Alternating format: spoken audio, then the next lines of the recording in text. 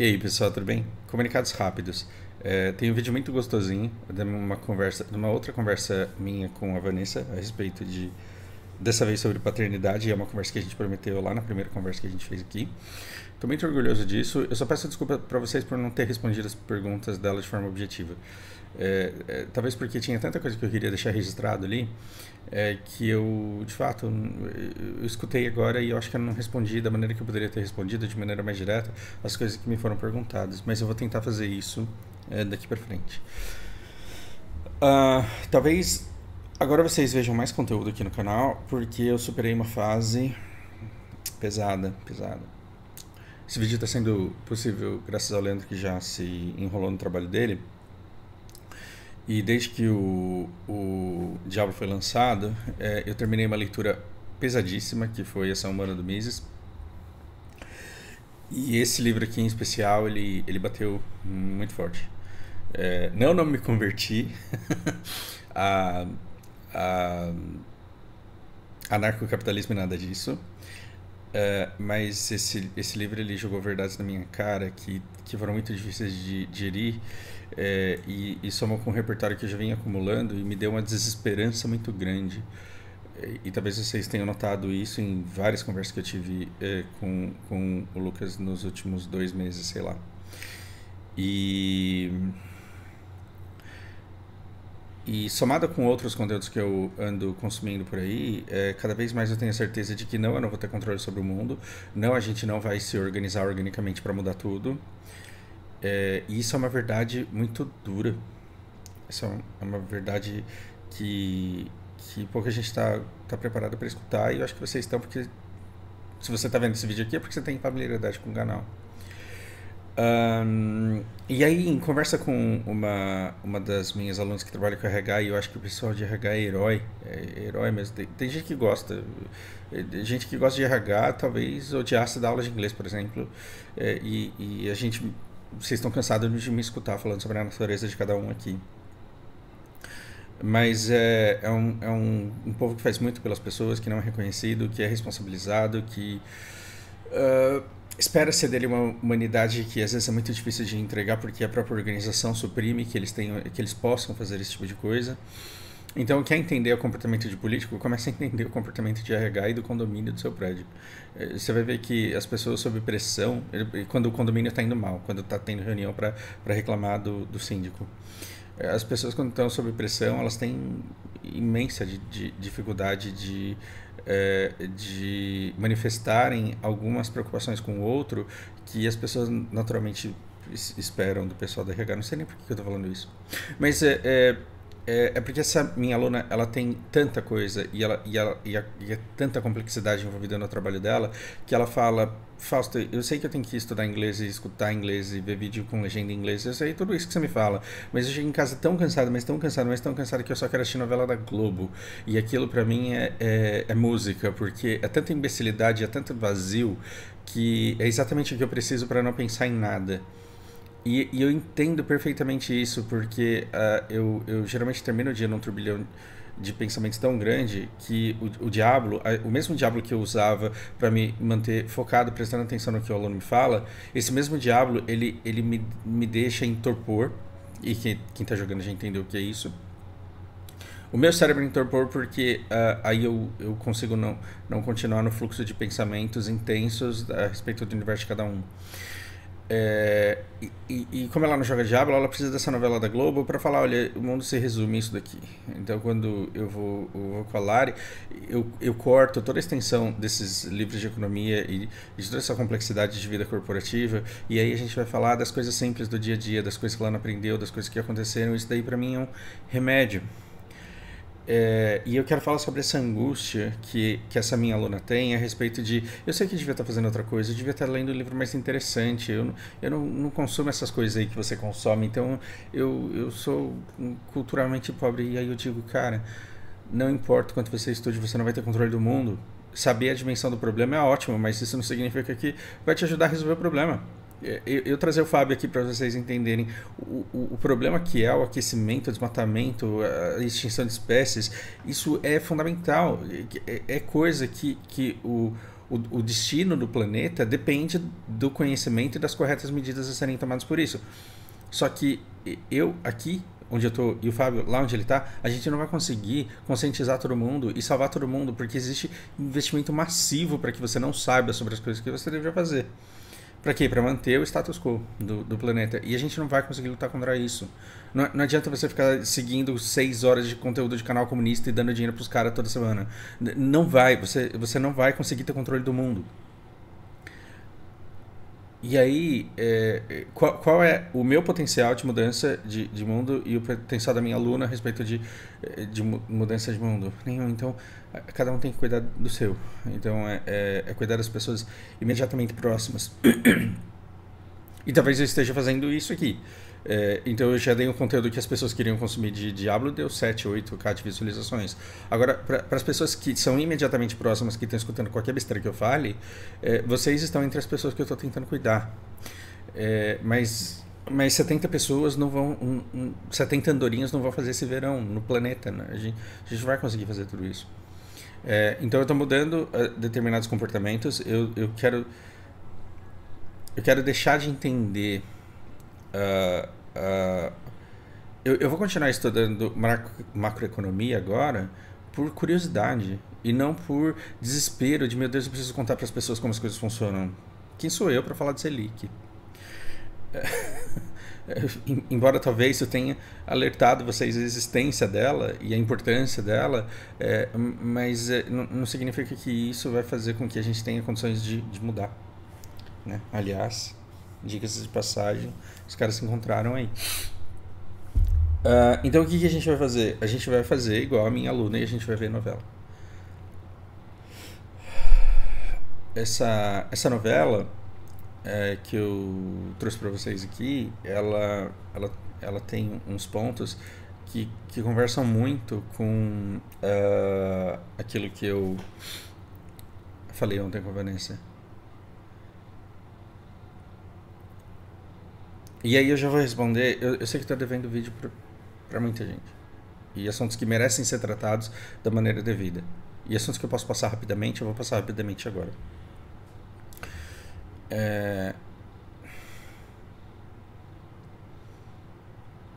Olha que interessante.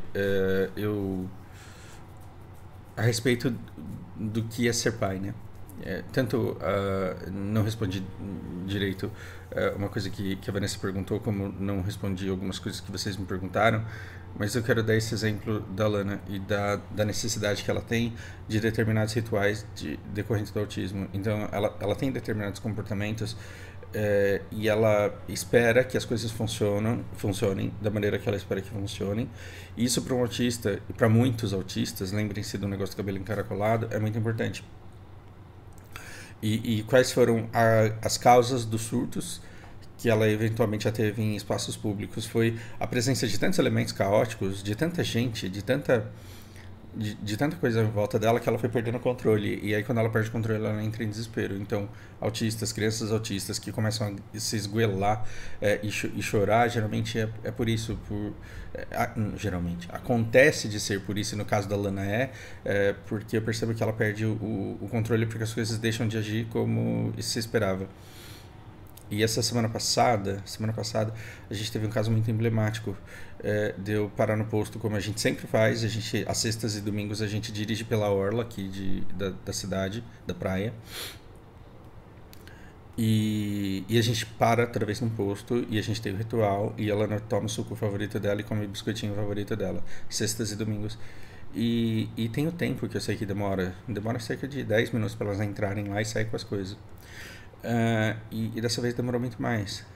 Demorou uns 20 minutos. E como eu estava olhando de fora, eu vi que estava tudo bem, mas achei estranho. E aí o que acontece? Quando a Lana entra com a mãe dela, não tem aquelas máquinas de brinquedo que você coloca a moeda e cai uma bolinha, e aí você abre a bolinha e tem um brinquedinho ali dentro? A Lana, ela não pede moeda para pegar brinquedo, mas ela dá uma sacudidinha e ela tem esse ritual de dar umas batidinhas nessa máquina. E aí ela entra feliz e sorridente lá com a mãe dela na loja. E dessa vez tinha uma mulher lá. E essa mulher, ela estava colocando dinheiro na máquina, tentando pegar um brinquedo específico. E ela colocava, né, a moeda, abria, via que não era, ficava triste, guardava, mas aí colocava outra moeda. E ela demorou bastante nesse processo de ficar fazendo isso. E a Lana travou no chão e ela não entrou para comprar as coisas enquanto essa mulher não saiu. E quando a mulher saiu, ela teve uma sensação de alívio da tensão que ela tinha, e aí ela foi lá, deu a sacudidinha dela, deu o tapinha que ela dá, e virou pra mim dela e abriu um sorriso enorme e entrou feliz. Por quê? Porque aí ela teve aquilo que pra ela é regulador. Esse é um comportamento que não todo autista tem, mas que autistas têm. E essa é uma particularidade da Lana, dentro daquilo que eu falei que é dentro dos cabelos encaracolados, você tem uma pessoa que tem um cabelo encaracolado que é encaracolado de um jeito único. É sobre isso que eu quero falar. E se você não entende o que é autismo, se você não entende o que é a necessidade dela de rituais, você vai achar que essa criança é teimosa, que essa criança é birrenta, que essa criança é desrespeitosa, que essa criança é desobediente. Você vai pegar o braço dela com força e ela vai começar a chorar porque ela perdeu ali um elemento que para ela é regulador. Então, tá vendo como muito do sofrimento vem, e muito da dor, vem do desejo da gente não sentir a dor, e a gente acaba sentindo essa dor do mesmo jeito por conta de ignorância. Então, conhecimento sim, conhecimento e sabedoria, né, te levam a saber lidar melhor com as situações, porque eu saí para passear, afinal de contas. E que diferença faria num passeio eu dirigir um pouco mais rápido pela orla ou demorar 10 minutos a mais para chegar na minha casa? Né? Então, até hoje, eu não tive nenhum problema com a Lana que me fizesse atrasar ou atrasar muito. Sempre foi uma coisa que a gente conseguiu contornar. E então, cada contorno é a supressão é a eliminação de um trauma. É um trauma que deixa de existir. Porque ela poderia ser uma criança traumatizada porque a mãe dela puxava ela pelo braço que quase deslocava, que quase torcia, e quando chegava em casa ela apanhava porque ela não obedeceu o comando de seguir.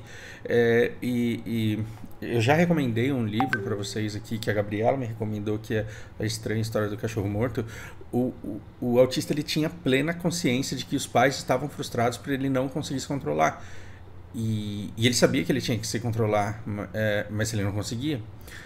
Então, na última crise que ela ainda teve no supermercado, eu abaixei, fiquei na altura dela, olhei nos olhos dela e eu sentia de forma transparente, porque ela ainda não fala, mas a gente se comunica, e eu sentia de forma transparente que ela não estava feliz de estar chorando daquele jeito, mas ela não conseguia agir de outra forma porque ela estava descontrolada.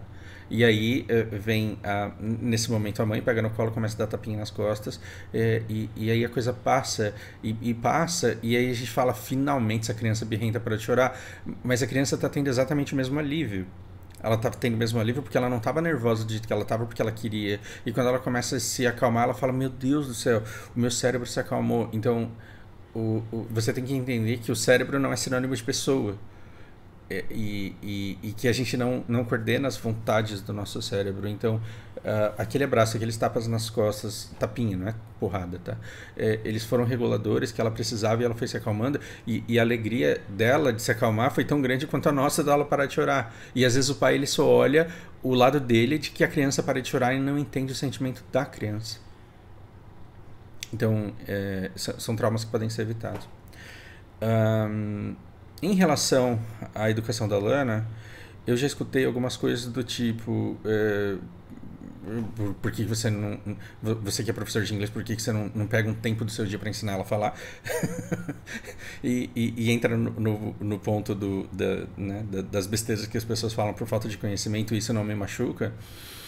Mas vai chegar um momento em que eu vou fazer isso. Então, quando ela começar a falar, ela vai ter alguém que vai estimular ela a falar do jeito que ela quiser falar. E se ela quiser falar certo, eu vou ensinar ela a falar certo. Mas um outro questionamento que eu... Então, isso daqui não merece nem ser comentado, porque já ficou muito claro na conversa de ontem. Agora, um outro assunto é... Você vive falando para sua filha que tem coisas que não podem, mas aí você vai lá e deixa. E eu recebi esse feedback de 2 pessoas e foi de maneira completamente respeitosa. Inclusive as pessoas querendo entender se tem uma lógica por trás disso. E eu já respondi essas pessoas individualmente e eu quero deixar isso respondido aqui também. Sim, existe uma lógica.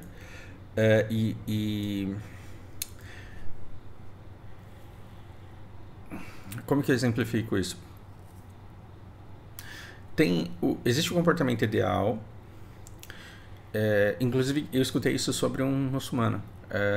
E desde que ele acredita, ele impõe determinadas regras que o ser humano tem dificuldade de seguir. E ele fala, mas essas regras, elas são amor. Porque talvez você, Fausto, você possa usar drogas e no dia seguinte você pode pesar o impacto que isso tem na sua vida e você pode, mesmo com o impulso do seu corpo de continuar usando aquilo, refrear essa vontade. Mas nem todo mundo é igual a você. Tem gente que vai usar droga hoje e amanhã não vai conseguir refrear o impulso de fazer isso. Então, quando Deus ele chega e te proíbe de usar drogas, ele na verdade está deixando que você se prive disso, enquanto você não entende o impacto que isso pode ter, até o momento em que você atinge a maturidade ao ponto de saber que impacto que aquilo pode ter na sua vida. E aí, nesse momento, a proibição de Deus deixa de valer. Isso de acordo com a religião dele, você respeite a sua, que é verdadeira. Então olha que interessante. Deus vem e fala, não fornicarás. Beleza, você não vai transar. Se você se desenvolve... E esse cara, não posso falar o nome dele, porque senão ele vai ser expulso, né? Se você chegar a um ponto da sua vida em que você sabe que você pode engravidar uma pessoa e ter que sofrer as consequências disso pro resto da sua vida, que você pode pegar uma doença sexualmente transmissível, que você pode... Se você entende, né, que você pode tomar um tiro do corno, você entende que você entende todos os riscos que estão envolvidos ali e fala, é isso que eu quero pra minha vida, essa proibição, ela meio que deixa de valer. Estão conseguindo entender que existem diferentes... porque religioso, cristão, muçulmano, é igual cabelo encaracolado. Cada um tem o seu nível, cada um é do jeito. E quando eu falo de regras, essas minhas regras, elas são nortes para que ela entenda que tem determinadas coisas que podem trazer consequências ruins. Então, você não pode pegar copa de vidro. Você não pode pegar copa de vidro porque você não pode cair e pode quebrar. Você não pode pegar copa de vidro. Chega um momento em que eu tenho que deixar, só que eu tenho que deixar com um controle de risco. E o controle de risco ela só vai pegar a copa de vidro quando eu estiver perto e assim, se esse copo cair, imediatamente eu vou puxar para que ela não se corte com os estilhaços de vidro ali. Então, eu tenho uma permissividade controlada. Não pode, não pode, não pode. Só que aí, se ela continua mexendo no meu teclado, eu vou deixar até ela apertar uma tecla que não pode. E eu tenho uma situação que foi muito emblemática para mim. Que olha, você não pode apertar esse botão, você não pode apertar esse botão. Só que ela estava apertando botões que não faziam a menor diferença no aplicativo que eu estava aberto no computador. Então, apertou a letra Z, apertou a letra N, que não deu comando nenhum, e depois ela apertou a tecla do Windows. E nessa hora eu dei uma chacoalhada nela. Nunca bati na Lana, mas dá susto comigo. Eu falo, não, não. E o susto que ela levou nessa hora foi extremamente educativo. Por quê? Porque ela percebeu que ela abriu uma janela que não podia abrir, porque atrapalhou o meu aplicativo. Ela entendeu que atrapalhou o meu aplicativo, e aí ela chegou à conclusão, é por isso que ele fala que eu não posso apertar. E a educação, ela está nisso, ela está em, você não pode fazer isso, não pode fazer isso, não pode fazer isso, só que com dano controlado, quando o dano é controlado, deixa. Então eu não vou deixar ela brincando sozinha num parquinho em que ela sobe num lugar alto. Mas quando eu tô do lado, eu vou falar, não pode, e se ela for, eu vou ficar do lado. E eu serei permissivo. Porque se eu estourar em todo momento em que ela comete alguma coisa errada, vai chegar uma hora que o nível de tolerância do cérebro dela a gritos muito exagerados vai ser inútil, que é o que aconteceu com a mãe dela. A mãe dela não importa que volume, que expressão de desespero ela imponha, ela não consegue... Olha eu expondo a Lari, tadinho. Ela não entende não como não. Por quê? Porque o não agressivo, o não tenso, o não violento, ele foi sim muitas vezes. E eu uso muito pouco o não de alta tensão. Por quê? Porque aí quando eu uso ele funciona. Porque na maioria das vezes ele é muito baixo ou ele é no máximo médio. Então quando a Lana corre pra rua e eu falo para, não que isso aconteça. ela vai parar por quê? Porque eu não estou dando o tempo inteiro sinais de proibição muito agravadas. Estão entendendo que eu estou tentando falar sobre uma gradação de níveis de não? Então, uma vez ela entrou num parquinho de shopping, daqueles que tem em praça de shopping, e ela passou pela corda e ela estava indo em direção ao brinquedo que estava girando. E nessa hora eu dei um não mais alto e ela congelou instantaneamente. Por quê? Porque talvez tenha sido o segundo ou terceiro que ela escutou na vida dela.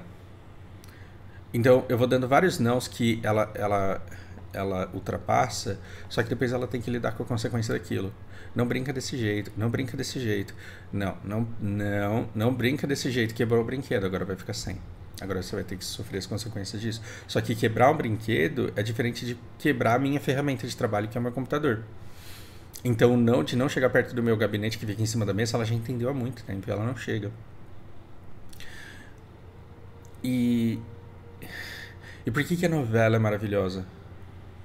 A novela é maravilhosa porque esse livro aqui eu adorei, porque ele parte de uma premissa de um livro que eu já escrevo desde 2013.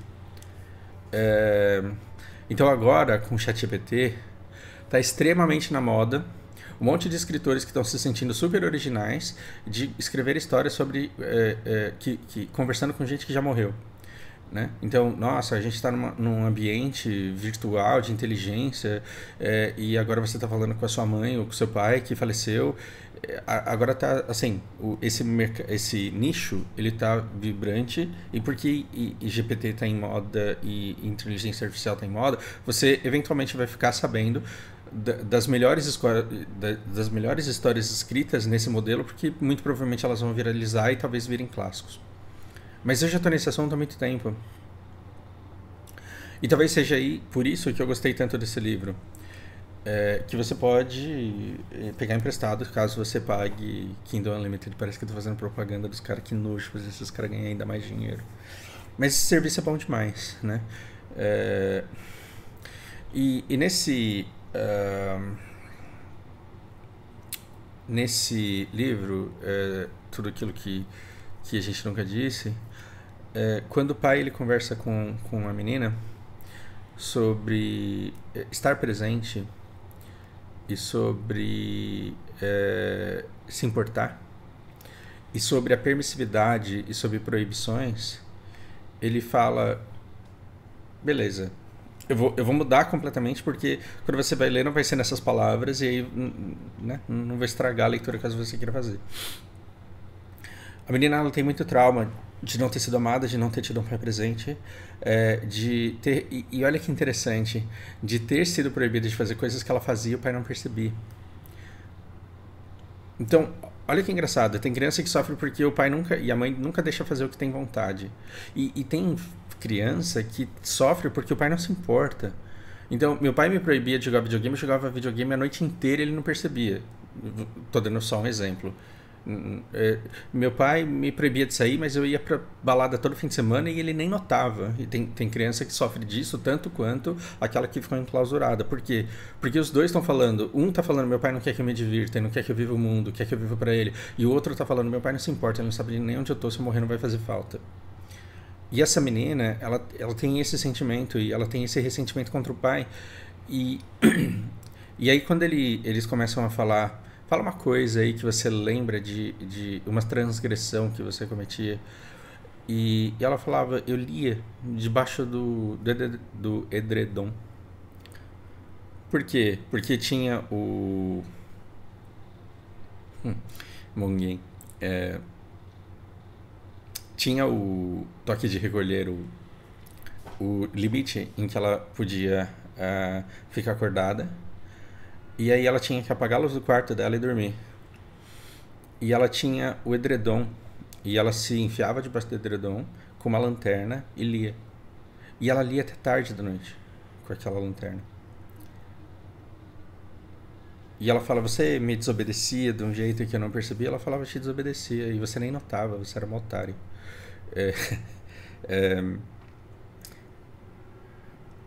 E aí ele, em determinado momento, ele fala assim, algum dia essa lanterna deixou de funcionar?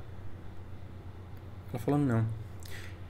E por quanto tempo você fez isso? Por muito tempo. Por muito tempo, e é um absurdo que você nunca tenha notado. É um absurdo que você nunca tenha percebido que eu fazia isso. E aí ele fala assim, agora que você tem mais de 30 anos, você não acha estranho que nunca tenha acabado a pilha dessa lanterna? Então, olha o que numa novela da Globo, olha no que num novel, numa história de relacionamento de pessoas. Olha a mensagem poderosíssima que a gente tem aqui para falar sobre amor por um filho. Então, esse você fala não, mas você deixa, ele está expresso muito nessa história, que é você não pode ficar acordado depois das 10 da noite. Por quê? Porque você tem que dormir. Mas ela não tá jogando videogame, ela não tá no Instagram, ela não tá no Facebook, ela tá enfiada debaixo do edredom, lendo livros que eu sei quais são, e ela tá transgredindo, mas esse tipo de transgressão eu deixo, porque ela vai dormir um pouco mais tarde, só que ela vai dormir melhor educada. E isso me toca muito, porque você percebe que quando um pai se relaciona com uma filha, tem justificativas para o sim e para o não, que a criança de 4 anos ainda não tem condições de entender, de compreender. Então ela não precisa, desde que a longo prazo, porque toda criança vai crescer, espera-se, a longo prazo ela olhe para trás e fale, nossa, aquilo que eu achava um comportamento extremamente arrombado dele, não deixar eu comer doce o dia inteiro, no fundo era amor, porque o que ele queria é que eu tivesse uma alimentação saudável. Então o seu não, ele não é para você ser reconhecido pela criança de agora. E tem um monte de pais fracassando na educação dos filhos porque eles querem o reconhecimento e a gratidão imediata da criança, e você exigir isso de uma criança de 4 anos não tem o menor cabimento. Então, toda regra que eu coloco para a Lana, ela pode ser quebrada ou não, mas ela vai fazer parte de um processo educativo que lá na frente eu vou conversar com ela e vou falar, olha, eu fiz o melhor que eu pude dentro das condições que eu tinha, dentro do conhecimento que eu tinha, para te dar a melhor formação possível. E as coisas que você não gostava na época, elas tinham essa justificativa, que é essa. Agora que você cresceu, você entende. Então, eu quero daqui 20 anos poder ter esse tipo de conversa nesse nível com a Lana. E tomara que a gente não tenha feridas muito sérias a serem resolvidas. Mas é para isso que a cada dia você acorda com a oportunidade de conversar com as pessoas que você ama e que fizeram parte da sua vida. Sempre dá tempo. E o problema é quando você, por orgulho, por dor, né, pela fragilidade emocional, que é ter contato com uma pessoa que é tão impactante na sua formação, você não tem contato com essa pessoa e essa pessoa morre e você, né, all those things we never said acabam impactando a gente pro resto da vida, porque tem coisa ali que não foi resolvida. Então, sim, você vai ter que lidar pro resto da vida com as decisões que foram tomadas nos últimos momentos em que você pode viver com cada pessoa, porque aí são essas lembranças e são essas é nesse ponto em que a história vai estar. Bom, não consegui me expressar da maneira que eu deveria. Então, a pergunta é: eu tenho o direito de proibir a Lana de entrar no submarino para visitar o Titanic? Eu tenho todo o direito de fazer isso. Por quê? Porque na idade que ela tem, ela não tem discernimento para saber se é isso que ela quer.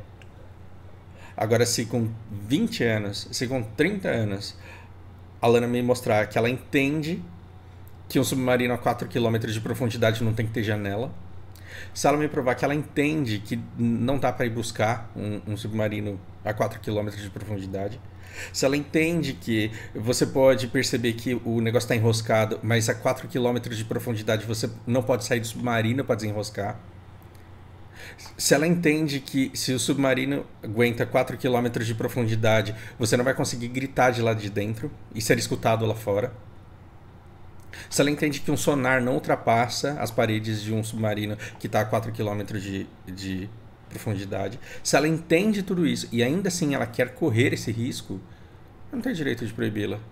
Só que aí no dia que ela entra no submarino eu tenho que me despedir dela. Porque empinar moto, fazer tourada, escalar Everest, voar com balão e entrar no submarino para ir para o fundo do mar requer uma despedida. Uma despedida que, se tiver que dar errado, vai dar errado uma vez só. Cara, você vai se amarrar em balão e vai voar. É um negócio que se der errado, vai dar errado uma vez, só não tem jeito de dar errado duas vezes desse jeito. Não teve um cara que pulou de paraquedas e o paraquedas não abriu duas vezes na vida dele. Não tem alguém para contar essa história. Então você tem que ter essa consciência. Então, eu não vou estar aqui para sempre. O que eu tenho que criar? Eu tenho que criar um adulto funcional que, dentro das capacidades que ele tem, ele saiba avaliar risco. Ele saiba avaliar risco. E o risco. Então eu não quero um adulto que possa me obedecer quando eu o proíbo de comer gordura e tomar Coca-Cola. Não. Eu não quero que, ao não tomar Coca-Cola e a não comer gordura, essa pessoa me faça feliz e, portanto, ela está vivendo certo. Porque ela não pode contar comigo para sempre. Eu posso morrer amanhã. Eu preciso que ela consiga analisar risco para, analisando o risco, poder tomar decisões e ser e arcar com as consequências das decisões que ela toma. Então, assim, eu digo não, mas deixa, acontece o tempo inteiro. Só que aí, quando acontece a merda, ela tem que arcar com as consequências dessa merda. E eu achei que eu nunca ia me tornar esse tipo de pai, mas eu falo pra ela, eu avisei. Agora você tem que arcar com as consequências que você fez. É isso, era pra ser rapidinho, mas todo vídeo, todo Reels e todo Short meu, leva esse tempo aí que levou e é isso. Reflitam a respeito e grande abraço. Eu vou parar dessas encrencas aqui e agora eu vou voltar pra minha fase de ficção. Talvez eu pegue Netflix, talvez agora eu comece a assistir todas as coisas que vocês me recomendarem, eu neguei. E a gente vai usar essas ficções e fantasias para falar de sentimentos e como que a gente melhora as conexões com a pessoa que está imediatamente do nosso lado. Vamos aqui nesse canal a gente vai deixar de falar de macro. E é por isso que agora a conversa de geopolítica com o Lucas deixa de ser um podcast meu. Juro, pelo que você quiser que eu jure, que não foi intencional o áudio corrompido. Eu fiquei puto quando eu percebi aquilo, só que aconteceu no momento oportuno. Melhor acontecer agora do que a semana passada. Porque semana passada vocês não tinham a live vocês não tinham isso no tweet do Lucas. Então, a nossa conversa de geopolítica deixa de ser uma coisa minha no meu canal e passa a ser uma coisa dele no canal dele, que vai constar também no meu canal. Do mesmo jeito que o vídeo com a Vanessa é do canal dela, mas consta aqui, eu vou continuar fazendo isso, mas... por quê? Porque as minhas prioridades mudaram. E eu não quero que isso seja visto como prioridade. Então, se vocês gostam desse conteúdo específico de geopolítica que eu tenho com o Lucas, tomem por hábito consumirem, se possível, no canal deles, porque é de propriedade dele a partir de agora. Eu estou passando a bola. A nossa conversa está sob nova direção. E vai continuar sendo o nosso ritual de domingo pelo tempo em que ela fizer sentido para nós dois. Ok? Bom, recado dado. Grande abraço para vocês.